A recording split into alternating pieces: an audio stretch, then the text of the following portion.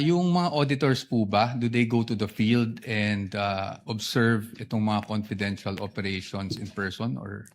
Since what we do po is compliance audit, we base our audit on the documents being submitted to the ICFAO. Okay. And do you get special training as auditors pagdating sa how confidential or intelligence operations are conducted? We base po our observations on the provisions naman po ng Joint Circular 2015-01.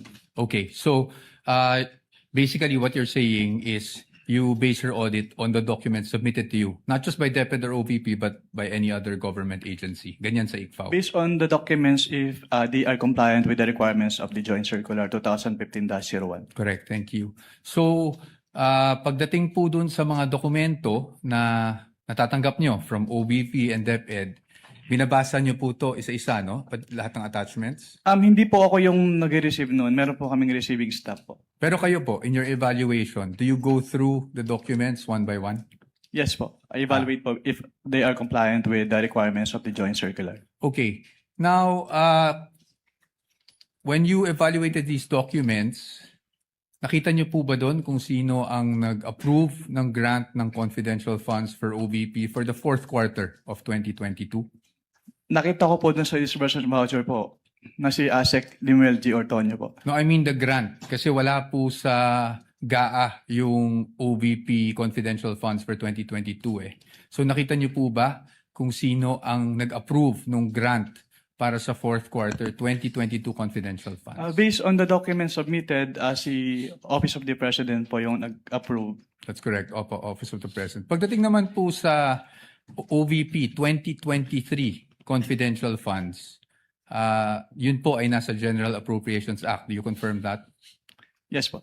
And pagdating naman po sa DepEd 2023 confidential funds, nasa General Appropriations Act din po. Tama po ba? Yes po. And as a lawyer, you would know that the GAA is enacted by Congress. Tama po ba? That's correct po. Now, yesterday, naalala ko po, natanong kayo doon sa time nyo sa ICFAO kung ilang vice president ang na-audit nyo pagdating sa confidential funds. Naalala nyo po yon? Yes po, sir. At ang sagot nyo po ay isa lang, si Vice President Sara Duterte, the respondent in this case. Tama po ba? Yes po. Tapos Since I natanong- assumed in ICFAO in Since- 2014. Since you assumed in September 2014? Yes po, sir. Tama po. And you were asked, bakit si Vice President lang? Naalala niyo yung tanong na yun? Yes po. At ang sagot niyo po, kasi since you assumed siya lang po ang Vice President na nagkaroon ng appropriations for confidential funds. Tama po ba? Yes po. Since September 2014 po na nag-assume ako. Apo. Now, I'm showing you a document. If I may approach the witness, Your Honor. Counsel may approach.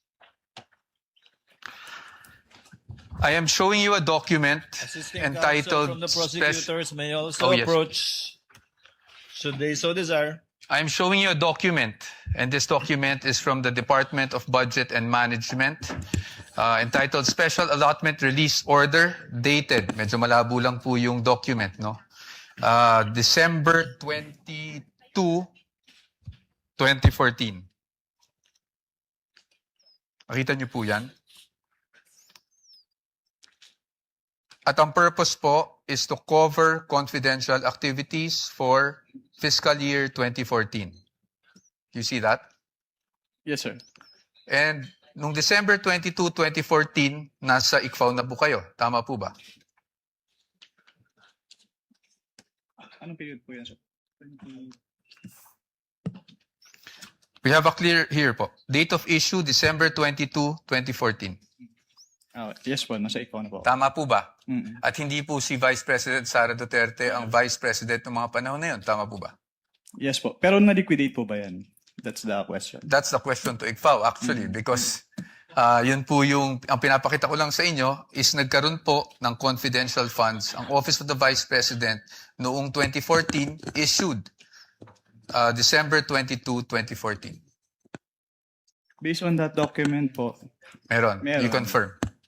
But that's okay, no? Because maybe you were just not aware yesterday when you were asked the question. I just wanted to put that on record because marami na rin pong lumalabas sa social media na si Vice President Sara Duterte lang ang Vice President na nagkaroon ng confidential funds. But you confirm that, sir. Your Honors, just a manifestation, this has not been pre-marked. We just came upon this document yesterday after the statements were made. So upon the agreement made during pre-trial, we request that this be marked as exhibit for the defense D-1-167-DE. -OVP. Let it be so marked. Thank you, Your Honors. Provisional only, Your Honor. Yes, of course, subject to the objections of the prosecution when the time is Of course, appropriate. at the proper time. Thank you, Your Honor. And we will provide the prosecution with a copy as well. Kindly do that after, perhaps later on, after the trial, or now too, so that it can be made a subject matter of redirect should the counsel for the panel of prosecutors Medyo so malabo. desire. I can give you Photocopy. just a photo. We would like to manifest that this is just a printout, Your Honor, and a photocopy that we retrieved from the Office of the Vice President. Noted. Okay. Ito, bibigyan